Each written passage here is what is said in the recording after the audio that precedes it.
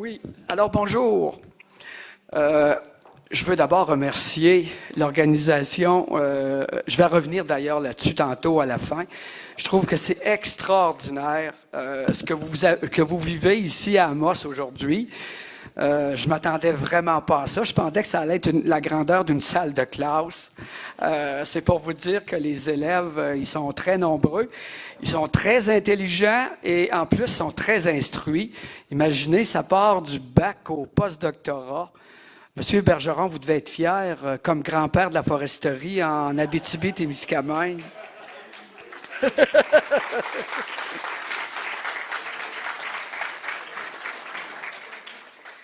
Alors, je dois aborder le thème de la biodiversité, mais je pense que Jonathan va s'en charger très bien, en tout cas tantôt, quand il va prendre le crachoir. Tu sais ce que ça veut dire, crachoir? OK. C'est un québécisme. Moi, je voulais vous dire que j'ai été prof au cégep une bonne partie de ma vie. Et à un moment donné, je donnais des ateliers et je me plaignais que j'avais pas suffisamment de documents, de livres sur la forêt boréale. On était, écoutez, là, au début des années 2000, puis on m'a dit à ce moment-là, ben Roger, arrête de chialer. Puis probablement, c'est ce qu'on est en train de faire comme région, puis ce que je réalise. Ben écris-en donc un livre sur la forêt boréale. Et j'ai écrit mon premier livre sur la forêt boréale, qui est sorti en 2007 aux Éditions de l'Homme, mais je l'ai réédité depuis et c'est à ça qu'il ressemble maintenant.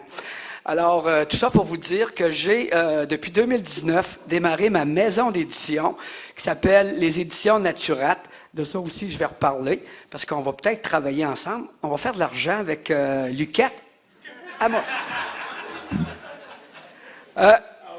Oui, puis ça va être le fun. Oui.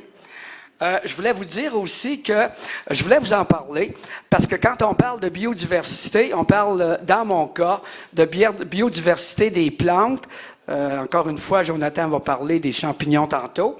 Et il y a un de mes collègues botanistes qui tient à jour depuis un certain nombre d'années un document. Écoutez, c'est un document papier noir et blanc et je viens de l'appeler il y a 2 heures pour être sûr d'avoir le nombre exact parce qu'il le republie là, dans quelques mois et il y a 1163 plantes du groupe des spermatophytes j'imagine tout le monde connaît ça. Nicole, il manque les mousses. Mais les mousses, ça s'en vient. Alors les mousses, c'est les bryophytes. Je continue avec... J'étais au Salon du Livre en fin de semaine à Ville-Marie, puis en revenant, je voyais ça, mais je voyais ça partout. Vous savez que dans le mois de mai, on ne tondait pas nos pelouses parce que les pissenlits, il fallait garder le pollen et le nectar pour les insectes butineurs. Bon travail. Je pense qu'on a obéi, mais je remarquais une chose, c'est tout à fait le contraire de la biodiversité. Ce que j'ai vu, je voyais des champs à vaches où les vaches n'auront plus rien à manger tellement il y a des pissenlits. Et je pense qu'il y a un contrat qui doit venir à l'UQAT Amos. C'est comment contrôler les pissenlits. On ne peut pas faire du vin avec chaque capitule. Puis je voulais vous dire, il y a 200 graines qui sont produites par chaque capitule. Alors, ça en fait des bébés. Énormément. Alors, on fera de l'argent encore. 1 minute. OK.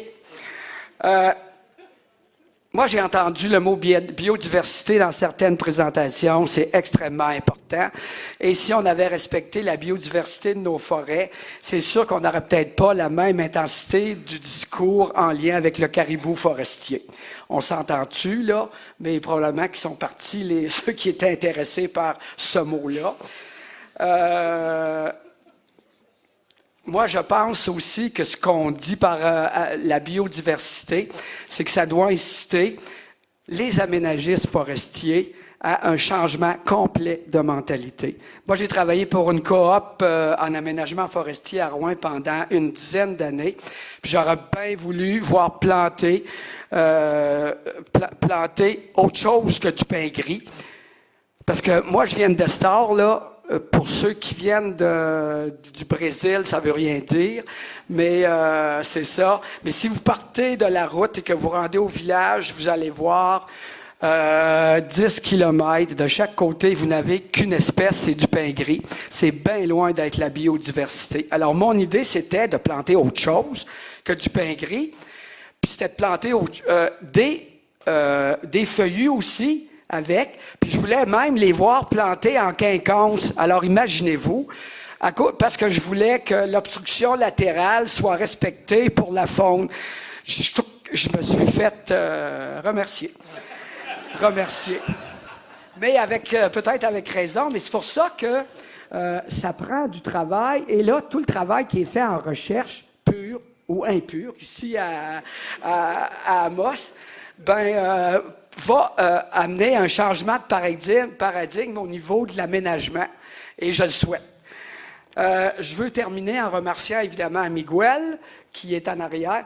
Je pensais que j'étais le plus énervé de la création, et j'ai vu qu'il était pire que moi. Il parle 2 fois plus que moi, mais en tout cas, mais je trouve que vous avez une chance inouïe d'avoir ce gars-là ici. Puis, il est arrivé après Annie Desrochers, qui avait déjà tout installé, les laboratoires. Il y a eu juste à prendre la relève, puis ça va défoncer. Hein? Puis, je suis tellement content de voir qu'il va y avoir un nouveau bâtiment à Amos. Puis, monsieur le maire, il nous a dit qu'il y avait de l'argent, c'était pas un problème. Allez-y. Quand je l'écoutais aussi ce matin, moi, j'ai vécu la bataille des cégeps. Puis Miguel, là, t'aurais dû être l'évêque du diocèse d'Amos. Oui, parce que t'aurais gagné le cégep à Amos, parce qu'il est déménagé à Rouen. Puis Amos, il a tout perdu. Puis il a regagné après, mais ça, en tout cas pour d'autres raisons. Je voulais vous dire que les étudiants gradués Amos, vous êtes une fierté régionale, vraiment. Et je découvre aujourd'hui là des passionnés. Mais j'ai entendu dire que Miguel, tu débarques avec, puis il y a comme une pilule qui donne à tout le monde. C'est la pilule qu'ils mettent dans des verres, là, je pense, dans certains bars. Moi, je pense que l'UQAT doit absolument publiciser davantage ce que vous faites ici. Parce que moi, je suis pas loin, là, je suis à Rouen, puis pourtant, je rencontre du monde, souvent, des gens instruits et intelligents aussi. Puis on n'entend vraiment pas parler souvent de vous autres. Vraiment pas. Et je trouve que c'est pas assez. Fait que, s'il vous plaît, monsieur le maire, monsieur le recteur de l'université, puis tous ceux qui travaillent à quelque part, là, ceux qui travaillent, c'est ce que je viens d'entendre. Faites la job. OK?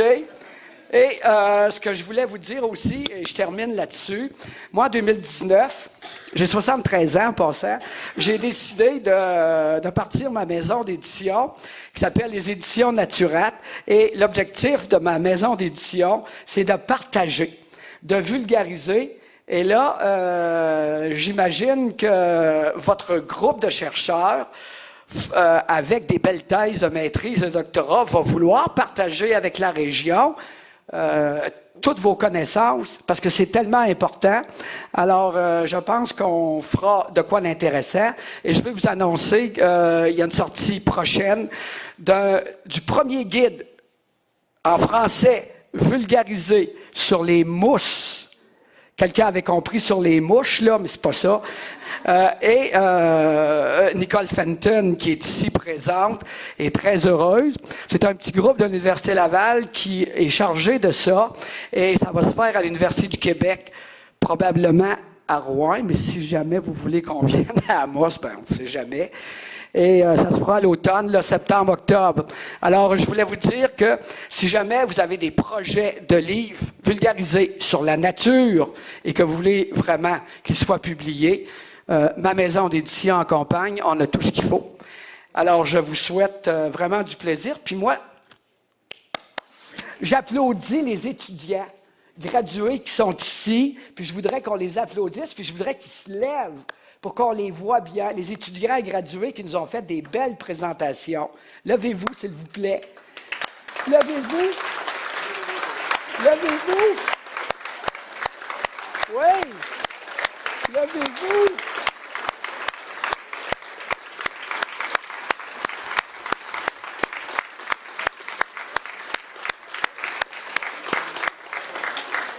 Je voulais vous dire que vous êtes notre fierté régionale et je pense que vous êtes provincial et là, on est international.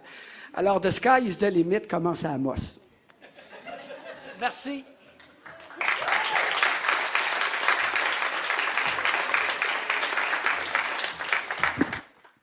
Merci beaucoup, Roger.